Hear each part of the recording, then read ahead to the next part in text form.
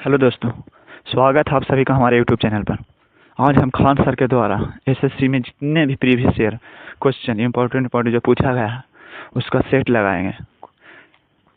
आज हम लोग हिस्ट्री में 1 से लेकर 50 तक जितने भी क्वेश्चन हैं उसको देखेंगे। इसी तरह से लगातार पर डे क्वेश्चन को मारते आएंगे, 50-50 क्वेश्चन करके। ठीक है, चलिए देखते हैं क्वेश्चन।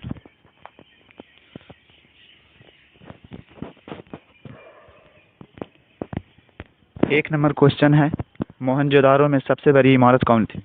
तो मोहनजोदारो में सबसे बड़ी इमारत ग्रेट कैनरी थी।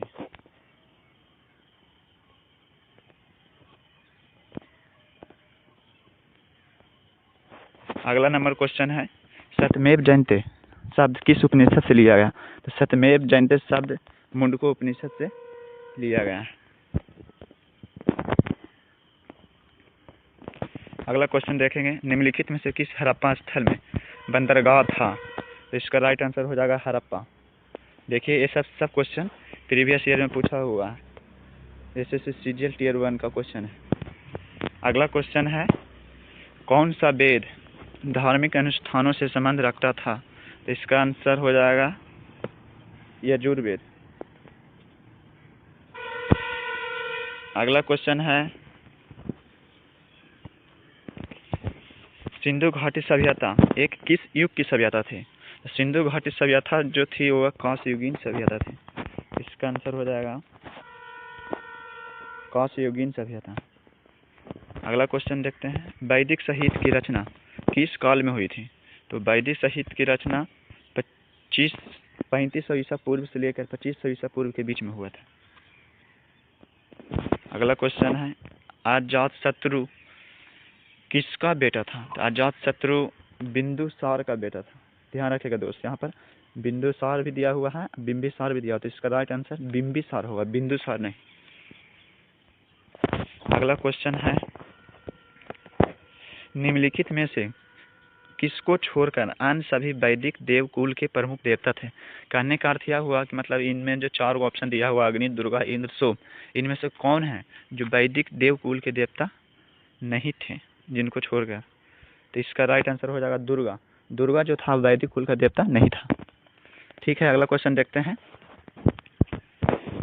निम्नलिखित में से कौन से शासक मगध साम्राज्य से संबंधित नहीं था? मतलब निम्नलिखित ऑप्शन दिया हुआ है, इसमें से कौन सा शासक था जो मगध साम्राज्य से संबंधित नहीं था? तो इसका राइट आंसर हो जाएगा महाराजा धीराज।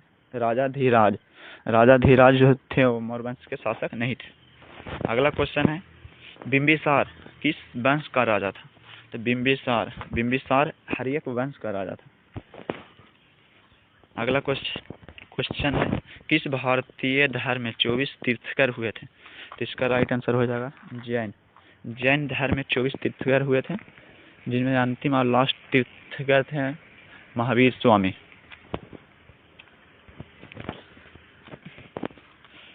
अगला क्वेश्चन है, प्रारंभ में राजगाह जिसको आज के डेट में राजगीर कहा जाता है, जो आधुनिक खाली स्थान के राजगीर का प्राकृत नाम है, मगध की राजधानी थी। इसमें सीधा सीधा यह पूछ रहा है कि मगध की राजधानी कहाँ था?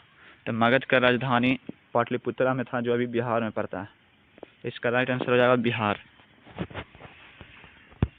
अगला क्वेश्चन है, संथारा किस समुदाय का एक धार्मिक संस्कार है? संथारा जैन धर्म का एक धार्मिक संस्कार है। आप लोग हमारे चैनल पर पहली बार आए हैं तो हमारे चैनल को लाइक एंड सब्सक्राइब करें। प्रतिदिन इस पर जो प्रीवियस ईयर क्वेश्चन पूछा गया है खान सर के द्वारा, मतलब जितना भी संग्रह करके दिया गया हम लोग पहले उसको करेंगे, फिर आगे इसी तरह से सेट लगाएंगे। ठीक है, अगला क्वेश्चन देखते हैं।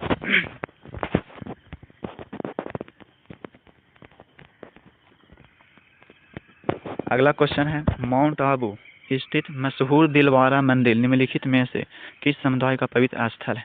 तो माउंट आबू में जो स्थित है दिलवारा का मंदिर निम्नलिखित में से किस समुदाय का पवित्र तीर्थ स्थल है? तो इसका राइट आंसर हो जाएगा जैन, या जैनियों का पवित्र तीर्थ स्थल है माउंट आबू। अगला क्वेश्चन है, पवित्र ग्रंथों के लिए सामूहिक रूप से किस शब्द का प्रयोग किया गया? जो पवित्र ग्रंथ है उसको सामूहिक रूप में से जैनियों के द्वारा अपने पवित्र ग्रंथों के लिए सामूहिक रूप से किस शब्द का प्रयोग किया गया है? तो इसका राइट आंसर हो जाएगा अंग। अंग है जो जैनियों के द्वारा अपने पवित्र ग्रंथ होता था उनको बोलने के लिए प्रयोग किया जाता था। अगला क्वेश्चन है कैवल्य कौन से धर्म से संबंधित है? तो इसका राइट आंसर हो जाएगा जैन। जैन होता था उनको कैवल्य कहा जाता था। अगला क्वेश्चन है प्रारंभिक भक्ति आंदोलनों में से एक नयनारों के नेतृत्व में हुआ था, उसको जो खाली स्थान के भक्त थे, मतलब नयनार किसके भक्त थे? तो नयनार शिव के भक्त थे। इसको याद करने के लिए क्या करेंगे कि नयन, तो नयन कौन भगवान का होता है? तो शिव भगवान का 3 का आँख होता है, एक अष्टरा होता है, इसलिए इसको याद करने के लिए ट्रिक है नयनार। अगला क्वेश्चन देखते हैं रनकपुर में स्थित प्रसिद्ध मंदिर, एक मंदिर है, मतलब रनकपुर में जो प्रसिद्ध मंदिर स्थित होगा कैसा मंदिर है? तो इसका आंसर हो जाएगा जैन। रनकपुर में जो मंदिर स्थित होगा एक जैन मंदिर है। त्रिपिटक धर्म ग्रंथ का संबंध किस धर्म से? त्रिपिटक है उसका संबंध किस धर्म से? तो इसका बौद्ध धर्म से। अगला क्वेश्चन देखेंगे गौतम बुद्ध कौन से गणराज्य के थे? तो गौतम बुद्ध शक गणराज्य के थे। अगला क्वेश्चन गौतम बुद्ध की मृत्यु के तत्काल बाद किस बौद्ध परिषद को आयोजित किया था?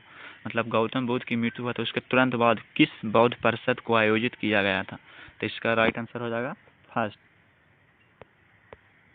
क्योंकि गौतम बुद्ध की मृत्यु के बाद ही बौद्ध परिषद होना स्टार्ट हुआ था।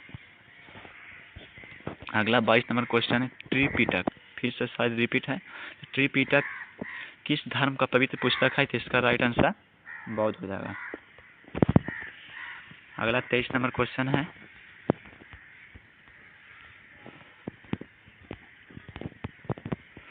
बुद्ध का उपदेशों को किस भाषा में है?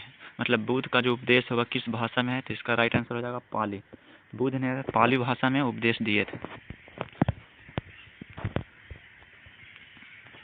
अगला क्वेश्चन 24 नंबर है किस स्मारक से गौतम बुद्ध ने दुनिया के लिए बौद्ध धर्म के अपने दिव्य ज्ञान का प्रचार किया था?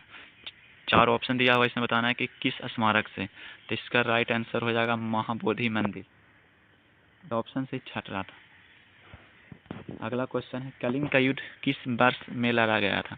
तो कलिंग का युद्ध 261 ईसा पूर्व में लड़ा गया था। अगला क्वेश्चन है कौन सी गुफाएं बौद्ध धर्म, हिंदू धर्म और जैन धर्म के धार्मिक कला की सांस्कृतिक मिश्रण है? तो इसका राइट आंसर हो जाएगा एलोरा। एलोरा की जो गुफा है होगा बौद्ध, हिंदू और जैन तीनों से मिला हुआ मिश्रण सांस्कृतिक है। मौर्य साम्राज्य की राजधानी कहाँ थी? तो मौर्य साम्राज्य की राजधानी पाटलिपुत्रा थी।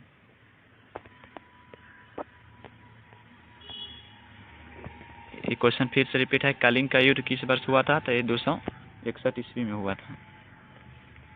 अगला क्वेश्चन है चंद्रगुप्त मौर्य किस वंश का शासक था?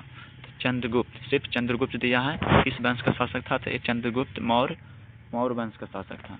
चंद्रगुप्त मौर्य 322 से लेकर 298 ईसा पूर्व तक ये शासन किया था।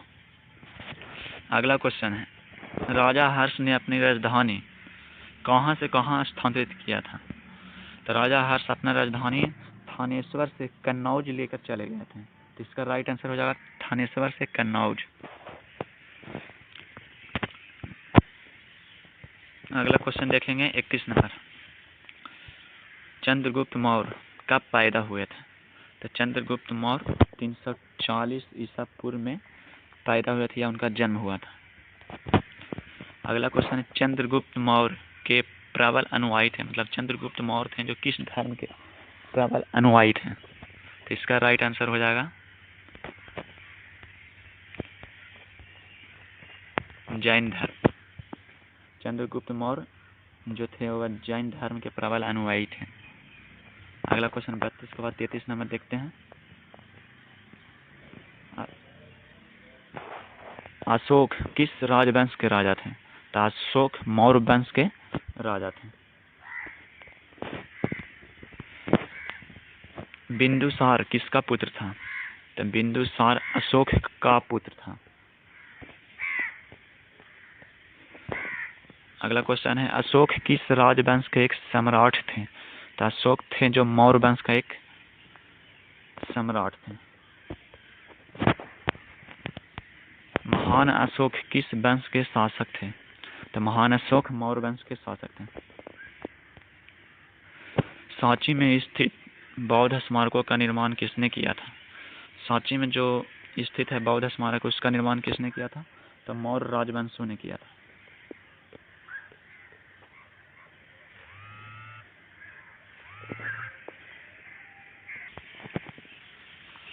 अगला क्वेश्चन है चंद्रगुप्त मौर्य पाटलिपुत्रा में पैदा हुआ था, जो अब कहाँ है? तो पाटलिपुत्रा अब बिहार में पड़ता है। अगला क्वेश्चन है चाणक्य को खाली स्थान के नाम से भी जाना जाता है। तो चाणक्य को कौटिल्य के नाम से बोलिए। चाणक्य को खाली स्थान के नाम से भी जाना जाता है। तो चाणक्य को कौटिल्य के नाम से भी जाना जाता है। अगला क्वेश्चन है 39 नंबर, कलिंग युद्ध के पश्चात सम्राट अशोक ने किस धर्म को स्वीकार किया था? तो सम्राट अशोक जो थे वह बौद्ध धर्म को स्वीकार किए थे। अशोक के शिलालेखों पर किस लिपि का प्रयोग किया गया था? अशोक के शिलालेखों पर ब्राह्मणी लिपि या ब्राह्मी लिपि का प्रयोग किया गया है। अगला क्वेश्चन है 42 नंबर,